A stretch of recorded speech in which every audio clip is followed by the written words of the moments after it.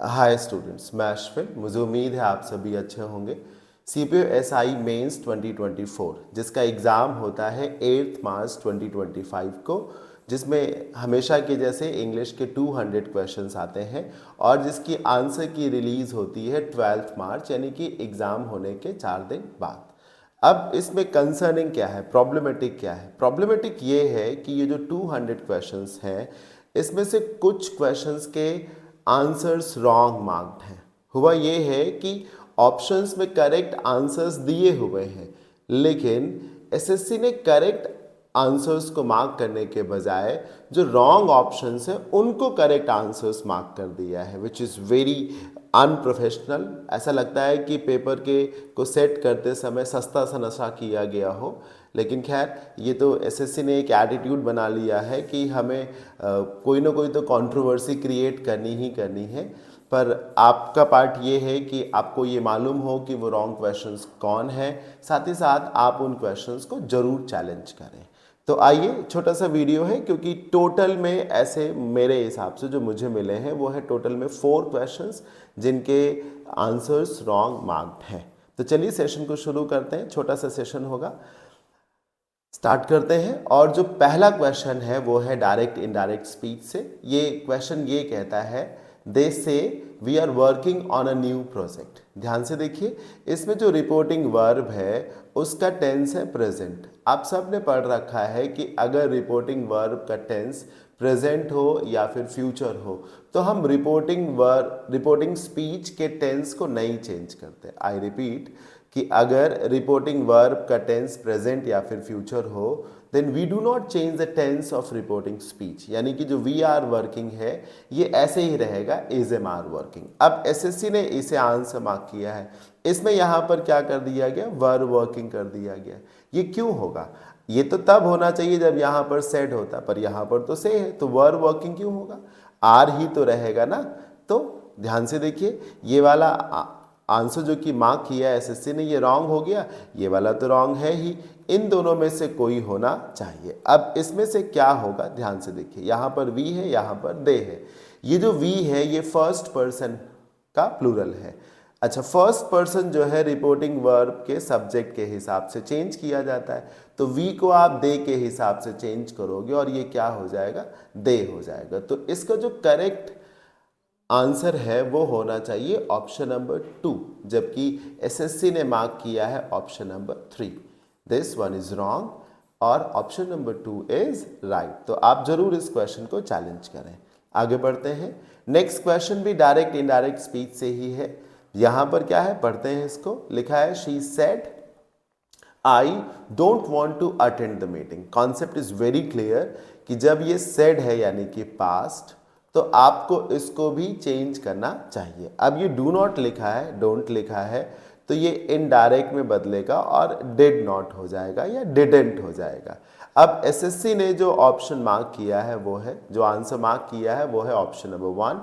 इसमें हुआ ये है कि इसको तो बदला ही नहीं गया, यहाँ तो शी डजेंट कर दिया गया। डू नॉट डज नॉट तो एक ही चीज है ना, तो ये तो नहीं होना चाहिए ना। ये जो मार्क किया गया ये गलत मार्क कर दिया गया है। ऑप्शन नंबर 1 रॉन्ग है। सही होना चाहिए वो ऑप्शन जिसमें इसे डिड नॉट कर दिया गया हो। ये देखिए, यहाँ पे डिड नॉट है, यहाँ पे डिड नॉट है, ये डू नॉट वांट है, तो ये तो रॉन्ग हो गया। अब इसमें से क्या होना चाहिए ये देख लेते हैं। इसमें लिखा है शी टोल्ड दैट और इसमें लिखा है शी सेड दैट। सेड को टोल्ड में नहीं कन्वर्ट करते। जब ऑब्जेक्ट भी दिया हो, लिखा होता शी सेड टू यू या शी सेड टू हिम, तब हम शी टोल्ड हिम कर देते। पर यहाँ पर रिपोर्टिंग वर्ब के पास ऑब्जेक्ट तो दिया नहीं है, तो आप सेड को नहीं चेंज करोगे, सेड को सेड ही रखोगे, दैट लगा करके आगे के जो डू नॉट है उसको डिड नॉट कर दोगे। तो जो करेक्ट आंसर है वो है ऑप्शन नंबर 3, राइट। तो ये करेक्ट है, 1 वाला नहीं। आप इस क्वेश्चन को भी जरूर चैलेंज करते हैं। आगे बढ़ते हैं। जो नेक्स्ट क्वेश्चन रॉन्ग मार्क्ड है वो है सिनोनिम्स की कैटेगरी से। जो वर्ड है वो है जेनेसिस। जेनेसिस को ध्यान से देखिए, इसमें जेन आता है, जेन से ही जेनरेट बनता है, जेन से ही जनरेशन बनता है, जेन से ही जीन बनता है, और ये सारी चीज़ें शुरुआत के लिए होती। जनरेटर क्या करता है, इलेक्ट्रिसिटी को शुरू करता है, उसे बनाता है। जीन से क्या होता है, नई पीढ़ी आती है। तो genesis is what, it is the beginning of something. Genesis का मतलब है किसी चीज की बिगिनिंग, एक तरीके से उसका इमर्जेंस जिसको आप कह सकते हैं इन अदर वर्ड्स, या ऑनसेट कह सकते हैं, आप इसे इनिशिएशन कह सकते हैं, आप इसे एम्बार्कमेंट बोल सकते हैं, commencement is the other word. ये सारे वर्ड इसके सिनोनिम्स हो सकते हैं, ये इसका मीनिंग है, शुरुआत। अब ऑप्शन जो मार्क है वो है इनफैचुएशन, जो कि कहीं से नहीं होना चाहिए। आपने एक टर्म सुना होगा क्रश, कुछ हद तक वही है इनफैचुएशन। इनफैचुएशन का मतलब होता है फिजूल का प्रेम, जिसको आप प्रेम नहीं कहेंगे, वो एक शॉर्ट टाइम का जो लव होता है जिसमें पागलपंती ज़्यादा होती है, वो इनफैचुएशन है। Infatuation relates to one's mental disorder. तो ये तो होना ही नहीं चाहिए। सिनोनिम अगर चाहिए तो इंसेप्शन होना चाहिए, एंटोनिम अगर चाहिए तो कंक्लूजन होना चाहिए, क्योंकि कंक्लूजन का मतलब है एंड, क्लाइमेक्स, जिसको आप कल्मिनेशन भी कह सकते हैं। Had we needed the antonym for this word तो हमने C3 को मार्क किया होता, और हमें सिनोनिम चाहिए तो A को मार्क करिए, क्योंकि इंसेप्शन का मतलब ही होता है शुरुआत। तो जो SSC ने आंसर दिया है which is option number 4, which is wrong, और जो करेक्ट है इट्स ऑप्शन नंबर 1। आप जरूर इस क्वेश्चन को चैलेंज करिए, आपको जरूर मार्क्स मिलेंगे इधर। आगे बढ़ते हैं, और ये लास्ट क्वेश्चन है। जैसा कि मैंने कहा था ना कि टोटल में 4 ही क्वेश्चंस हैं ऐसे जो रॉन्ग है। अगर कोई पांचवा भी हो तो आप जो है इस नंबर पे व्हाट्सएप करिएगा। मतलब इसका ये मतलब बिल्कुल भी नहीं कि मेरे कहने का मतलब है कि पॉसिबिलिटी नहीं है कि 4 के आगे के क्वेश्चंस रॉन्ग हो। मैंने जितना स्टडी किया, मुझे जो मिला उसमें से टोटल में 4 क्वेश्चंस मिले हैं जो कि रॉन्ग है। इसके आगे भी अगर आपको लगता है कि ये क्वेश्चन रॉन्ग है तो आप इस वीडियो के नीचे कमेंट बॉक्स में बताइएगा, और चाहे तो आप इस नंबर पे व्हाट्सएप करके बताइएगा। अविका सेज, ये भी नरेशन से है, I have completed the math assignment. 4 में से 3 क्वेश्चन जो है नरेशन के ही रॉन्ग मार्क्ड हैं। और इंटरेस्टिंग बात यह है कि राइट आंसर भी ऑप्शन में दिया है। तो ऐसा लगता है कि जिसने भी आंसर मार्क किए हैं वो मतलब ध्यान ही नहीं दे रहा था कि हमको क्या करना है। पर इससे तो स्टूडेंट को बहुत ज़्यादा परेशानी है ना, उनका तो स्कोर ड्रास्टिकली नीचे आ जाता है।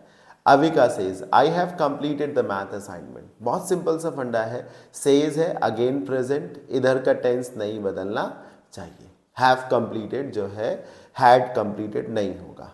बाकी आई फर्स्ट पर्सन प्रोनाउन है, रिपोर्टिंग वर्ब का सब्जेक्ट अविका उसके हिसाब से बदलेगा तो शी हो जाएगा।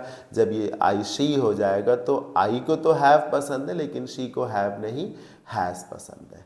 तो जो करेक्ट आंसर होगा वो ऑप्शन होगा जिसमें शी हैज़ लिखा हो। अब ये तो रॉन्ग है, सरासर रॉन्ग है, हैड क्यों लगा दिया, ये तो स्टुपिडिटी है। तो जो एसएससी ने करेक्ट आंसर मार्क किया है it's option number 1 which is wrong. अब जो सही होना चाहिए वो 2 वाला नहीं होगा, क्योंकि यहाँ आई को अविका के हिसाब से बदला ही नहीं गया, तो ये तो नहीं होगा। सी वाला देख लेते हैं, डी वाला भी नहीं होगा, सेड लिखा हुआ, सी वाला ही होगा, सेज है। फिर शी को आई को अविका के हिसाब से शी कर दिया गया, फिर हैज़ लगा दिया गया, तो ये करेक्ट है। यानी कि जो करेक्ट है वो है ऑप्शन नंबर 3, और जो मार्क्ड है वो है ऑप्शन नंबर 1। तो ये थे 4 questions out of total 200 questions, जो जिनके आंसर्स, जिनके राइट आंसर्स ऑप्शंस में दिए तो हैं, पर एसएससी ने जो आंसर्स मार्क कर दिए हैं वो रॉन्ग ऑप्शंस वाले मार्क कर दिए हैं। आप ज़रूर इन क्वेश्चंस को चैलेंज करिए। हम ये एक्सपेक्ट करते हैं कि एसएससी इस प्रकार की स्टुपिडिटी को बंद करे, because SSC is such a prestigious institute. तो ये बिल्कुल भी मतलब ये अप टू द मार्क नहीं है, एक तरीके से ये गलत है। इस तरीके से मतलब इस तरीके से लापरवाही नहीं एक्सेप्टेबल है, होनी ही नहीं चाहिए एक तरीके से। हम उम्मीद करते हैं फ्यूचर में ऐसी गलतियां करने से एसएससी बचेगा। तो ये थे वो 4 क्वेश्चंस। अपना फीडबैक शेयर करिएगा, कमेंट बॉक्स में बताइएगा कि समझ में आया आपको, और अगर कुछ नया दिखता है आपको जो लगता है कि इधर भी रॉन्ग है तो वो भी आप कमेंट बॉक्स में जा करके, या फिर ये जो व्हाट्सएप नंबर मैंने आपको बताया है इस पे भी आप जो है मैसेज कर सकते हैं। हाँ, इसके अलावा कुछ क्वेश्चंस ऐसे भी हैं जो बहुत बहुत स्मार्ट भी पूछे हैं पूछे गए हैं, बहुत बढ़िया क्वेश्चंस भी हैं जो स्टूडेंट कई बार रॉन्ग अटेम्प्ट कर सकता है, लेकिन उधर एसएससी के आंसर्स राइट है। तो एक तरीके से सरप्राइजिंग है कि कहीं पे आप बहुत बढ़िया परफॉर्म कर रहे हैं और कहीं कहीं पर आपको लगता है कि जैसे आप क्लास 2 में पढ़ रहे हो। चलिए, तो अभी के लिए इतना ही। फीडबैक ज़रूर दीजिएगा कैसा लगा ये सेशन। Thank you.